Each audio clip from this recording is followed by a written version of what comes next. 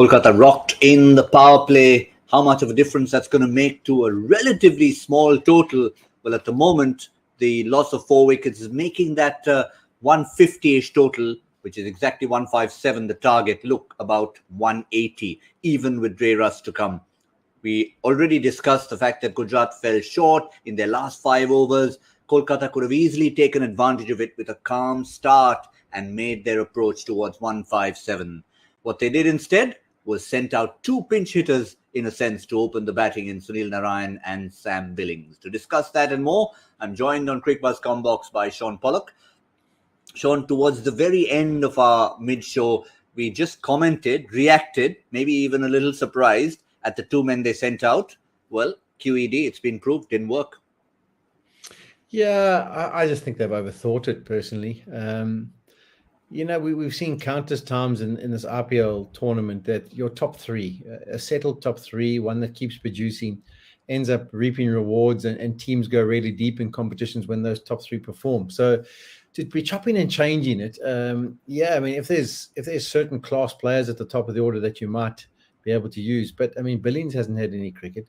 Nareen is very much hit and miss, and you've lost 2 wickets in the space of, 9 or 10 deliveries, and all of a sudden you've handed a card back into the match for Gujarat. So, yeah, even the way Shreyas Iyer's played, the amount of room he's given himself is very surprising for a top order batter. He's better than that. He doesn't have to move around the crease. He's got great ability to score both sides of the wicket if he just stands and plays normally. So, yeah, I've been very surprised by their approach. But, as you alluded to in the intro, once Dre Russ is still there, we know how destructive he can be. But they've put themselves on the back foot, having done brilliantly at the back end to make sure that they're only chasing 156. But now that they've sort of handed the initiative back and are relying on a really strong finish. Yeah, it's one of those, we don't like to use the M word here on Cricbuzz Live, but it was the fact that you could have grabbed that the last 5 overs. It was a record, only happened once before in terms of number of runs scored with 8 wickets in hand. But so be it. Now they have to take it from here. Let's have a look at the bowling that Gujarat have dished out. We always knew on paper it was going to be a threat, and it proved to be that way. 2 pinch hitters, plus a Nitish Rana and Shreyas Iyer who don't absolutely love it at 150. And you've got Joseph, Ferguson, Shami, all dishing it out, and Yash Dayal quietly going about his work.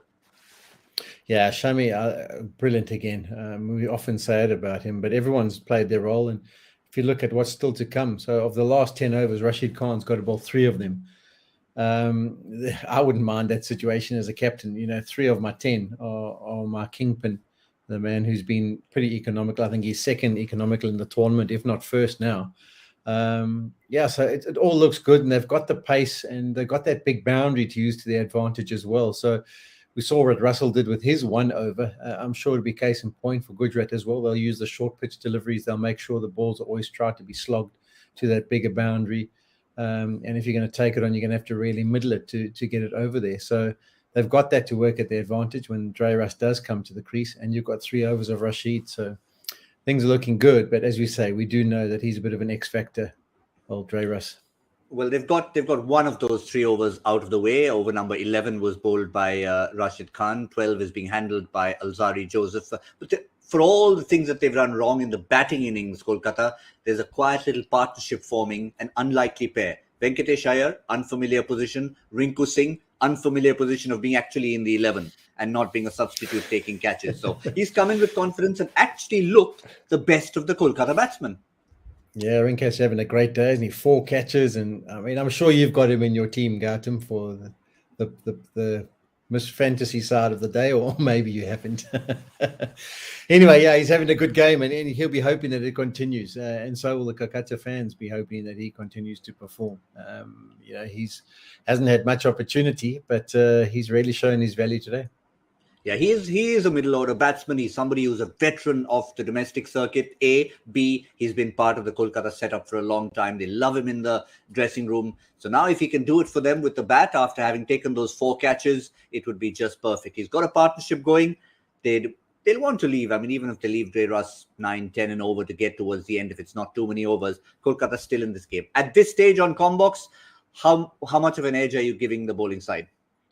I'm going 60-40.